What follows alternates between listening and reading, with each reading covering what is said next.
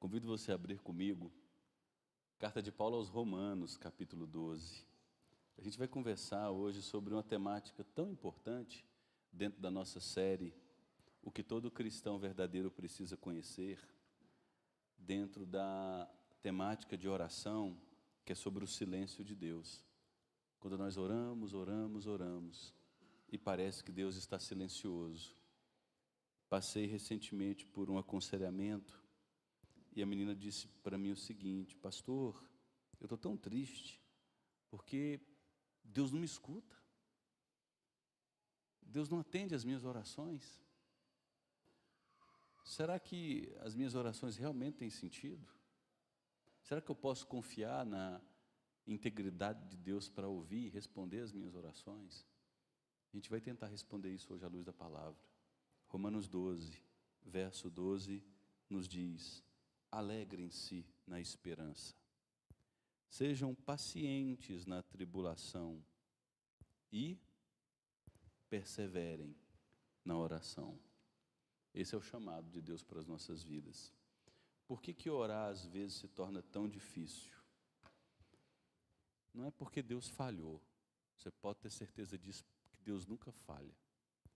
Mas às vezes pode ser porque você está cansado. E existem duas causas principais do nosso cansaço. A gente pode chamar de o peso agudo.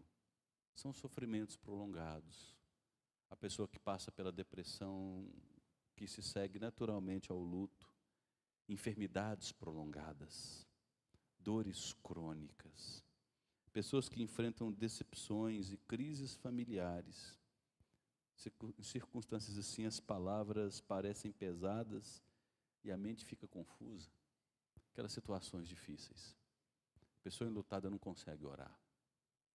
A pessoa que ora por anos a fio pela conversão de um marido, chega um ponto que ela tem dificuldade em orar.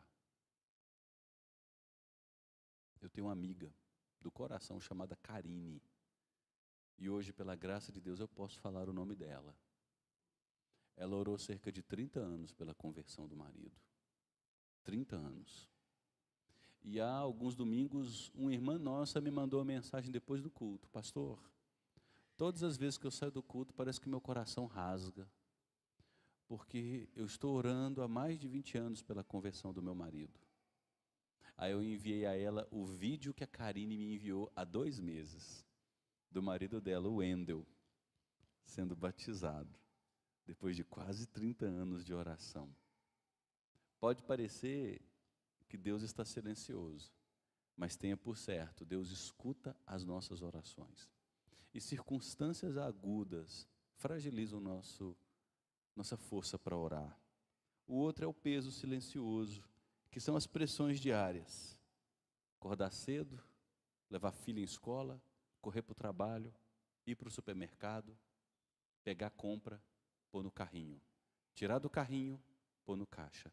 Tirar do caixa, pôr no carrinho. Tirar do carrinho, pôr no porta-malas. Tirar do porta-malas, descer em casa. Arrumar as compras dentro de cada lugar, para no mês seguinte fazer o que novamente? Mais compras. Leva a menina em karatê, leva a menina em aula disso, busca a menina da escola, estuda com o menino para a prova. Menina adoeceu, quem tem filhos pequenos, um adoece, já sabe o que vai acontecer logo a seguir? O outro vai adoecer. Boletos para pagar, fatura do cartão de crédito que chega, demandas, demandas e mais demandas. As preocupações do dia a dia, as exaustões, a exaustão física que drenam as nossas forças. Ter família não é fácil. Quem diz que ter família é fácil está mentindo. Ter família é uma bênção, mas construir a vida em família é um desafio. Ter filhos é uma bênção, mas criar filhos é extremamente cansativo. Não é, papais novos? Eu estava hoje de manhã compartilhando no discipulado, que eu fiquei alguns anos sem entender o Salmo 127, que diz que os filhos são herança do Senhor. Feliz o homem que enche deles a sua aljava. E eu e Raquel ficamos 5 anos sem dormir, com as meninas chorando a noite inteira. Parecia que tinha prego no berço. E eu pensava assim: Deus, cadê a bênção disso? Cadê a felicidade por trás disso? Cadê o triunfo por trás disso? Mal sabia eu que Deus estava utilizando aquelas noites sem dormir, aqueles gritos que pareciam ininterruptos, e eu pensava, de onde que vem tanta energia para um trenzinho desse tamanhozinho? Mas Deus estava usando tudo isso para aumentar a minha paciência, para moldar o meu coração, para gerar em mim um amor encarnado por esses dois seres pequenininhos, os três, né? Pelos quais nós nos sacrificamos tanto para que eu entendesse um pouquinho mais sobre o amor e o sacrifício de Jesus por mim. Nesse sentido, filhos são grande bênção, porque eles nos ensinam a nos despedir de nós mesmos e a nos sacrificar e amar. Filhos nos ensinam muito sobre o Evangelho, só que eles tornam a rotina cansativa. Você já deve ter passado por isso, né? Terminou a semana, meu Deus, eu não abri a Bíblia. Aí você sente culpa. Terminou a semana, meu Deus, eu não orei. Eu não tive tempo de me deleitar no relacionamento com Deus. E você começa a olhar para a sua rotina familiar, e no lugar de interpretá-la como bênção, às vezes você pode interpretá-la como fardo. São as fases da vida. E nessas fases parece que o ritmo de oração diminui. E aí é importante a gente desmistificar algo. Dificuldade na oração nem sempre é sinônimo de fracasso espiritual. Às vezes, a dificuldade na oração simplesmente pode estar revelando que você vive uma rotina cansativa. Você tem filhos, você está vivendo luto, você talvez vive no arroxo financeiro, o desemprego, correr atrás do pão. Talvez as dinâmicas sejam pesadas demais. Talvez você tenha que levantar às 5. Quando você vê às 11 da noite, você está jogado na cama, morto de cansado, precisando acordar no outro dia cedo para correr atrás do sustento de novo. Talvez não seja fracasso espiritual. Talvez seja simplesmente exaustão. Não é falta de fé. Às vezes é falta de fôlego. E a Bíblia não nos culpa nessas circunstâncias, porque a própria Bíblia mostra que Deus reconhece a nossa fragilidade. Quando a gente abre as Escrituras Sagradas, a gente vê na Bíblia que Deus não exige de nós, e isso é estimulante, gente, um coração sempre animado, ou aquele coração emocionalmente forte. Isso não vai acontecer. Não adianta a gente querer ser romântico sobre isso. Orar nem sempre é fácil, pelo contrário, muitas vezes orar é difícil. Difícil demais, você está cansado. Depois que a gente passa dos 40, então, Marcondes, aí que o negócio pega. Dá 8 da noite, você quer cama. Você fala, meu Deus, eu estou cansado. Orar é cansativo.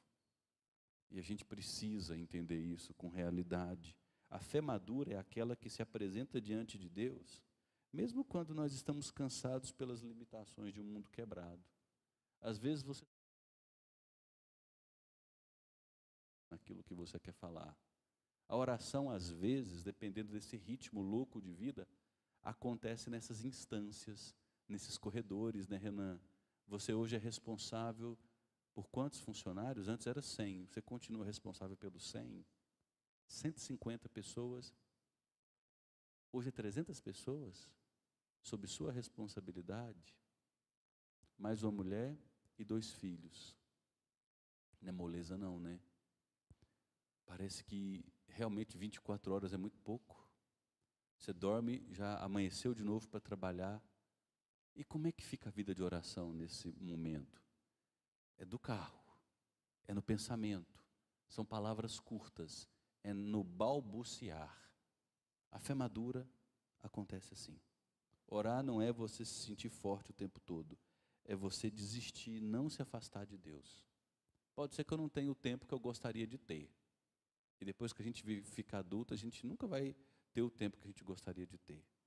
Mas é a gente tomar a decisão. Pode ser que eu não tenha o tempo que eu gostaria de ter, mas uma decisão eu tomo. Eu nunca vou me afastar do Senhor. O tempo que eu vou ter entre as correrias desse mundo louco será pouco, mas eu sempre amarei o Senhor em meio à correria desse mundo louco. E um outro consolo que nós temos é que o Espírito Santo, ele nos ajuda. Paulo diz lá em Romanos 8, verso 26, olha que texto consolador para nós. O Espírito Santo nos ajuda em nossa fraqueza, porque a gente não sabe orar como convém. E o próprio Espírito Santo intercede por nós, e olha que expressão profunda, com gemidos inexprimíveis. Deus, ele escuta aquelas pessoas que oram bonito. Tem gente que coloca um palavreado tão bem construído, faz umas concordâncias verbais, nominais. Deus escuta, se essa oração é feita com fé e humildade. Mas Deus também escuta a oração regada às lágrimas, a oração regada ao cansaço, a oração regada às frases mancas, mal elaboradas. Deus escuta as orações dos cansados, dos abatidos e dos exaustos, porque Ele colocou um consolador para interceder por nós. Quando a gente não sabe orar, quando a gente não ora como convém, o Espírito Santo ora por mim e por você. E a gente vê nas Escrituras algumas pessoas que, mesmo orando, percebem que as respostas não vêm de forma rápida. E elas começam a questionar Deus. É a distância de Deus, o Deus que parece silencioso. E a gente vê isso no Salmo 13, apenas um exemplo de inúmeros salmos que falam sobre isso. O salmista diz: até quando, Senhor? O Senhor vai se esquecer de mim?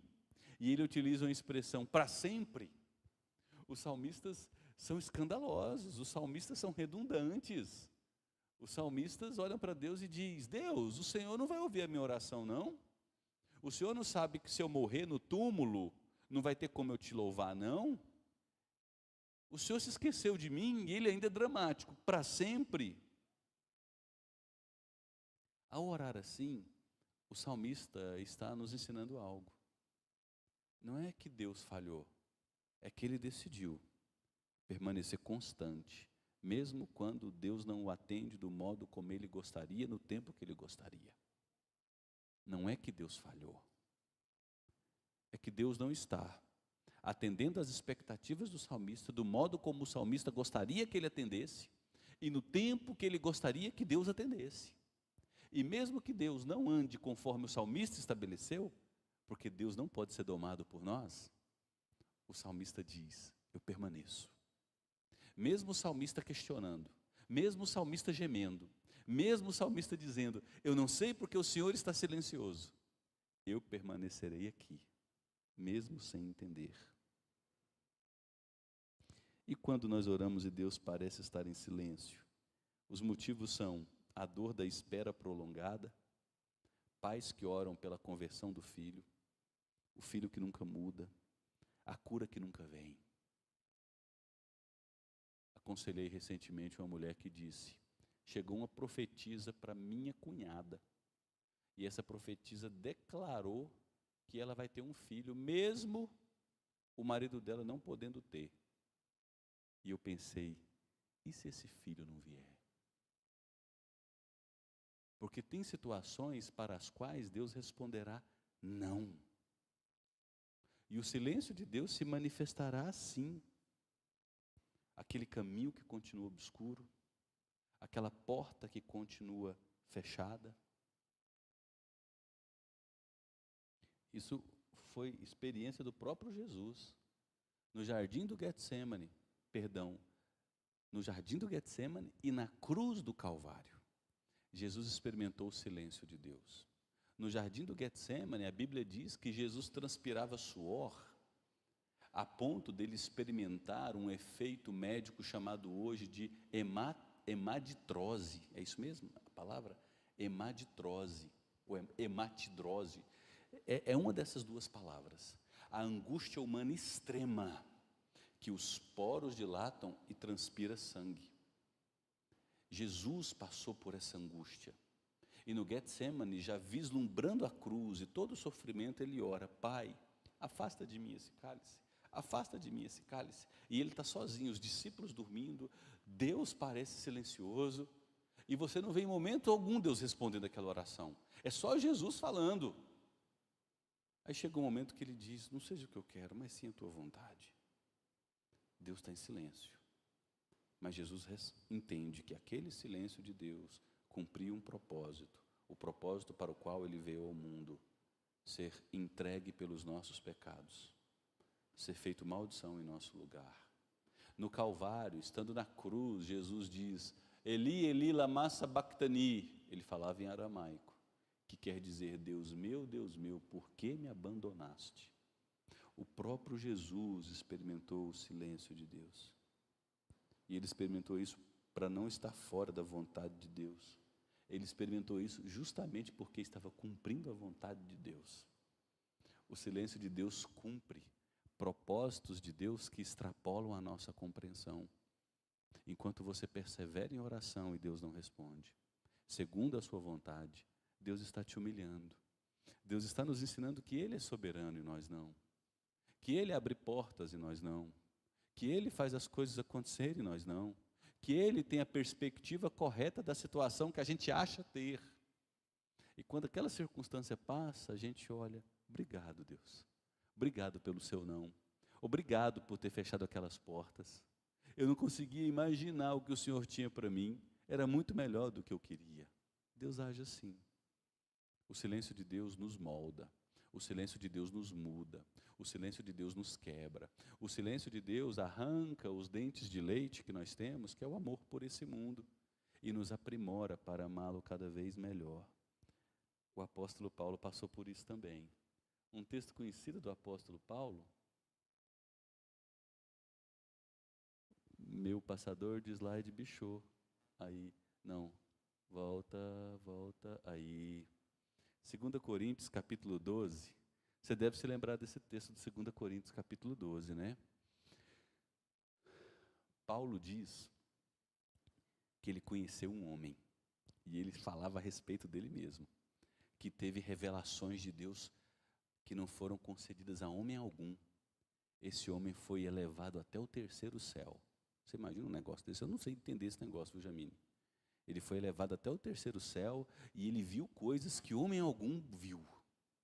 E para que ele não ficasse envaidecido pela grandeza dessas revelações, e agora Paulo se entrega. Ele fala que foi ele.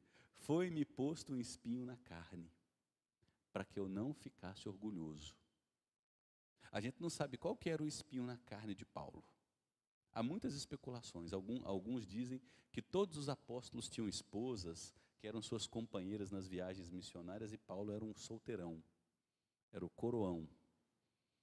Outros dizem que Paulo tinha um problema muito sério na visão.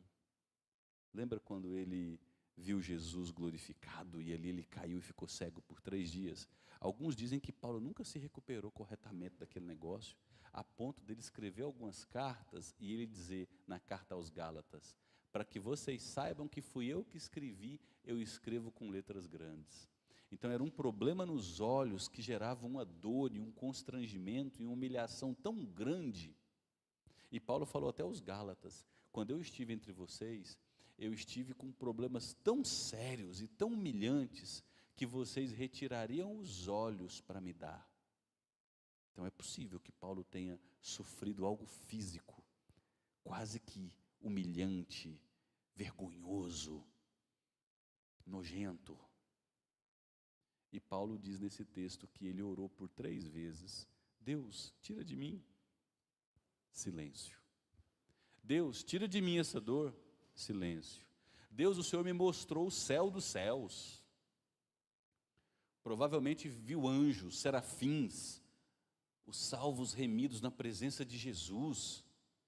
Deus, olha o que o Senhor me mostrou. Eu vi coisas que homem algum viu e agora eu não vou poder ver uma pessoa e tocar nela direito, escrever em letras normais. Tira de mim. Silêncio.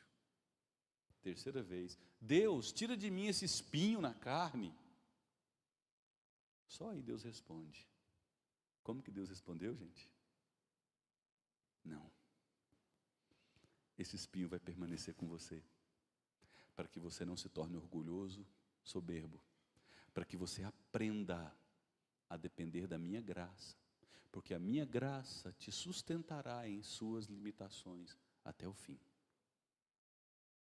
Não é que Deus está silencioso tantas vezes. Ele está respondendo muitas vezes. Só que Ele pode estar respondendo a você com um redundante não. Talvez Deus esteja dizendo: é necessário mais um pouco de trajetória nesse deserto. Antes da terra prometida, tem o calor do sol. Antes de saciar a sede, você precisa sentir sede. Antes de você ser alimentado, você precisa ter experiência de fome, para saber que sou eu que alimento, sou eu que mato a sede, sou eu que supro suas necessidades, sou eu que sou suficiente para você. Seu marido não é suficiente para você, seus filhos não suprirão as suas necessidades emocionais, suas necessidades espirituais, só eu te basto. E para que você aprenda que só eu te basto, você precisa passar pela escola do silêncio de Deus que normalmente acontece nos desertos. Paulo enfrentou isso.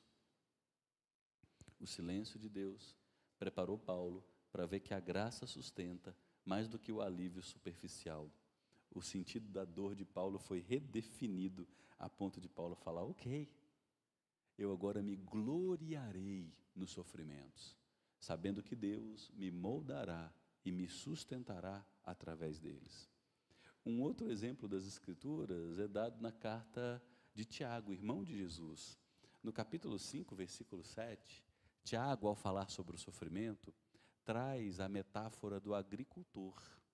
O agricultor não vê o crescimento da semente todos os dias. Ele jogou a semente, né, Vilmar? Mas antes daquela semente germinar sobre o solo, o que aquela semente faz?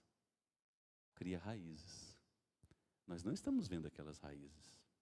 E o agricultor acredita, ele confia, que aquela semente está criando raízes, sem ver a árvore germinar, até que vem o brotinho, até que o brotinho cresce, até que essa planta crescida apresenta os primeiros frutos pequenininhos. O silêncio de Deus é comparado por Tiago a essa mesma dinâmica. Descansar no caráter de Deus é saber que Deus continua bom, sábio e amoroso. Mesmo quando nós não entendemos o porquê ou não vemos resultados visíveis. O silêncio de Deus é extremamente pedagógico. Através dele, Deus está nos convocando a continuar confiando e crendo, sem ver, sem sentir. C.S. Lewis, autor do século passado, que escreveu as Crônicas de Nárnia, 7 crônicas e inúmeros outros livros. Os nossos adolescentes, alguns deles, a Sofia me falou que está lendo As Cartas do Diabo ao Seu Aprendiz, livraço do C.S. Lewis. Quem não leu Cartas do Diabo ao Seu Aprendiz, eu recomendo. É um diabo velho, ensinando um demônio novo, como manter aquele servo dele cativo, um ser humano cativo. E aí o demôniozinho que fica enredando o ser humano, vai trazendo as notícias para o diabo velho. E fala, o rapaz lá conheceu um crente. E o diabo velho fala, ixi, agora enrolou para nós. E vai dando as dicas para o diabo mais novo, para enredar aquele cara, né? Mas enfim, C.S. Lewis passou por uma experiência de perda muito forte. Ele era um solteirão, um idoso solteirão.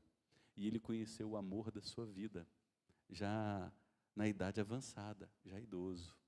Uma escritora americana que era fã dele, ele era inglês. No fim da vida eles se casaram.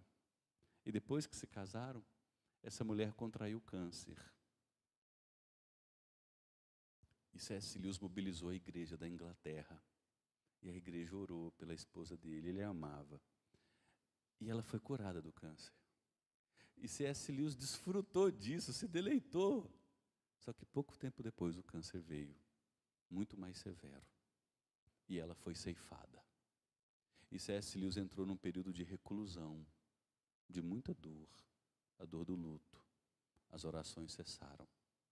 Como ele tinha o hábito de escrever os diários, nesse período de reclusão, ele escreveu um livro chamado A Anatomia da Dor. E ao ler aquele livro, parece que eu estava lendo os Salmos. C.S. Lewis brigando com Deus. Até que no final ele diz, Deus tirou de mim o precioso amor que eu conheci na minha velhice, a única mulher que eu amei em toda a minha vida, para me ensinar o quanto meu coração tinha adorado a pessoa errada. eu coloquei sobre a minha mulher o amor que eu deveria tributar somente a Deus. E quando Deus tirou a minha mulher, eu fiquei com ódio dele, porque ele tirou alguém que eu coloquei no lugar dele. E C.S. Lewis, depois daquele silêncio todo de Deus e da sua compreensão, ele passou a agradecer muito a Deus, dizendo: Deus, obrigado, porque o tempo foi curto, mas o Senhor me deu o privilégio de ter a experiência de conhecer o amor encarnado. E através desse amor encarnado, o Senhor me fez conhecer um pouco mais sobre o amor de Jesus. C.S. Lewis teve que passar pelo sofrimento para compreender que Deus estava desejando ensiná-lo sobre o amor de Jesus, através do amor daquela mulher que foi retirada. O silêncio de Deus sempre é pedagógico. Deus nos convoca a conhecê-lo mais, a amadurecer, a sermos mais dependentes dele. E o que é perseverar, gente? Perseverar na oração não é a gente ficar repetindo palavras mecanicamente. Não é a gente tentar manipular Deus através de uma ação. Eu vou fazer campanhas de oração. Faça campanhas de oração. As pessoas acham que nós, presbiterianos, condenamos campanhas de oração. Faça campanha de oração.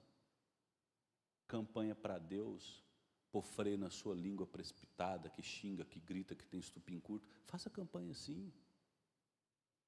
Jejue. Se você é um louco sexualmente, um homem lascivo, imoral, tem fraquezas na área sexual, acorde todo dia 5 da manhã, põe o joelho no chão e a boca no pó e peça a Deus para te dar um coração em aliança com a sua esposa e uma vigilância em santidade. Faça campanhas nesse sentido, ore. O que a gente não pode fazer são as campanhas predominantes nas igrejas evangélicas brasileiras que visam barganhar com Deus. Mostrar para Deus que a gente é bom o suficiente para Ele atender aos nossos pedidos. Não é assim que a gente se relaciona com Deus. Perseverar na oração é simplesmente a gente continuar se colocando diante de Deus com humildade, com fé. Deus, a cura pode não vir, eu continuo amando o Senhor. A dor pode não cessar, eu continuo amando o Senhor. Pode ser que essa diabetes não seja controlada e eu tenha que perder a minha perna. Não tem problema não, Deus. Eu sei que quando houver a ressurreição, o Senhor me dará um corpo muito melhor que esse que eu já tenho. Esse é o chamado para a nossa oração. A gente permanecer quando os resultados não vêm. A gente ter disposição perseverante em amar o Senhor quando as frustrações acontecem. Quando aparentemente Deus nos trai, não é que Ele trai, é porque Ele não é o nosso Papai Noel. Ele não é alguém que pode ser domesticado. Eu volto para C.S. Lewis, né? C.S. Lewis cria Jesus, personifica Jesus como Aslan, um leão furioso, um leão enorme. E em uma das crônicas ele diz que aquele leão não pode ser domesticado. Deus não pode ser manipulado pelos nossos desejos e nem domesticado por nossos interesses. É por isso que Paulo nos convoca a sermos pacientes na tribulação, porque a tribulação vai passar. A tribulação, os desertos, aqueles motivos de oração que nós temos, mesmo quando não verbalizamos, mas são intenções do coração e Deus já conhece. Paulo diz: tenham paciência nessas tribulações e sejam perseverantes na oração. Porque na medida que você persevera, mesmo que as portas continuem fechadas, Deus está moldando você. Deus está te ensinando a amá-lo. Deus está te ensinando a confiar nele. Deus está te ensinando a depender somente dele. Deus está te desmamando desse mundo. Deus está formando Jesus em você. Deus está te tornando mais humilde. E essas virtudes são maravilhosas se forem formadas em sua vida. O que a gente aprende disso aqui? Primeiro, que o silêncio de Deus não é a ausência do cuidado dele. É um chamado para que eu e você perseveremos na fé que caminha para amadurecer. O silêncio de Deus é uma convocação para você. Ei, vamos crescer? E eu noto isso acontecendo com muita frequência, né? A pessoa recém-convertida. Você já viu isso? Ela vai toda empolgada. E Deus a mima com milagres, com sinais espetaculares. E de repente, quando ela vai amadurecendo um pouco na vida cristã, Deus começa a tirar aquela pessoa da esfera do parque de diversão dos milagres e traz aquela pessoa para o deserto, onde tem lágrimas, traições, decepções. E esse lugar é tão importante quanto o parque de diversão dos milagres iniciais. Porque ali ela vê que o Deus que a salvou é real. Mas no deserto, ela vê que o Deus que a salvou a está moldando para que ela seja transformada à imagem de Jesus. E tanto lá no parque de diversão dos milagres, quanto no deserto, Deus continua sendo bom, sábio, justo e amoroso. Para a gente refletir, como é que você tem reagido quando Deus parece silencioso às suas respostas de oração? Eu escuto com certa frequência, viu, Jamine? Eu estou decepcionado com Deus. Eu estou frustrado, porque Deus não responde às minhas orações. Eu fico pensando em Mônica. Você sabe quem é Mônica? Quem foi Mônica? Mônica foi mãe de um rapaz que num determinado momento da vida dele seguia uma religião chamada maniqueísmo. Isso não existe mais hoje, pelo menos no Brasil, era um negócio louco. Depois esse cara desiludiu com o maniqueísmo e se tornou promíscuo. Noitadas, bebidas, mulheres. E a vida adulta dele, boa parte vivida assim. Até que um dia ele está andando no jardim e ele escuta, pega e lê, pega e lê. E ele abre em Romanos. E ali acontece a conversão dele. E esse homem se torna, para a igreja cristã, quase tão importante quanto o apóstolo Paulo. Agostinho de Hipona, um dos maiores teólogos de toda a história do cristianismo, no século IV depois de Cristo. Agostinho fala que nós somos salvos somente pela graça de Deus em Cristo Jesus. Com o catolicismo começando a ser banhado por toda a adoração a Maria e aos santos, Agostinho ali, um bispo católico, falando que somos salvos somente pela graça de Deus mediante a fé em Cristo Jesus. Agostinho fala da soberania de Deus que escolheu um povo para si antes da fundação do mundo. E um dia Mônica chega para Ambrósio. Ambrósio foi o bispo que discipulou Agostinho depois da sua conversão. E Mônica disse, poxa Ambrósio, eu orei 35 anos por Agostinho. E Ambrósio disse, está aí, um filho de tantas orações, jamais se perderia. As pessoas pelas quais você ora, as circunstâncias pelas quais você ora, chegam até os ouvidos de Deus. Mas pastor, já tem 2 anos, pastor tem 5 anos, pastor tem 10 anos. Persevere. A Karine viu o Wendel ser batizado depois de 30 anos de oração. Ela me mandou o vídeo no dia, Vilmar, me convidou para ir para o culto, eu não pude. Me enviou o vídeo e falou, pastor, hoje eu posso dizer, tem esperança. Hoje eu posso dizer, pastor, eu e minha casa servimos ao Senhor. E me mandou o vídeo do Wendel sendo batizado. 30 anos. 30 anos. Ore. 5 anos, 10 anos. Nesse processo, Deus está te moldando. Deus está te humilhando. Deus está te quebrando. Deus está te ensinando a confiar nele. Deus está te dando olhos espirituais que de outra forma você não adquiriria. Então, seja paciente na tribulação e perseverante na oração. Mesmo que orar pareça difícil hoje, continue. se colocando diante de Deus. O silêncio de Deus é só a nossa perspectiva. O silêncio de Deus não é real. Deus age, Deus ouve, Deus vê, Deus atende. Eu termino lendo com vocês Êxodo capítulo 3, um texto muito conhecido. Abra, por favor, em Êxodo capítulo 3.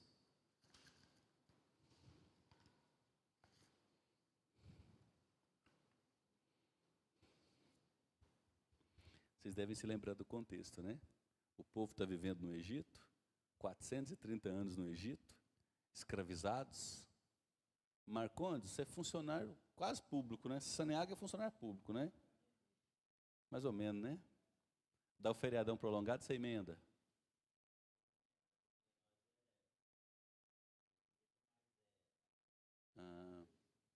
Tem férias direitinho, mas tem férias direitinho, 30 dias, sábado, domingo. Pois é, o povo em Israel não tinha nada disso na época do Egito, viu? Eles não tinham o 7º dia, trabalhava de segunda a segunda, comiam o que davam para eles, eram escravos. Escravo não tem liberdade, escravo não tem autonomia, escravo não tem tratamento digno. Quanto tempo durou a escravidão do povo de Deus no Egito? 4 séculos. A situação chegou a um nível tão alarmante, tão insuportável, que o faraó ficou tão louco, tão paranoico, que ele assinou uma lei ordenando os cidadãos egípcios a entrarem na casa dos israelitas e a matarem afogados os meninos que nascessem. Você imagina, você está lá amamentando o seu filhinho. O Renan tem um rapazinho mais novo. Chega lá os seus vizinhos egípcios, soldados egípcios, tudo armado, escravo está desarmado, arrancam seu bebê do seu braço, do seio materno. Você vai correndo desesperado, chorando, sem condição de se defender, e vê o seu bebê ser morto, afogado no rio Nilo. Você fala, cadê Deus? Cadê o Deus dos nossos pais? Cadê o tal do Deus de Abraão, de Isaac e Jacó, que fez promessa? Olha o inferno que a gente está vivendo aqui. A gente não consegue imaginar o quanto que esse povo questionou Deus, Jamine.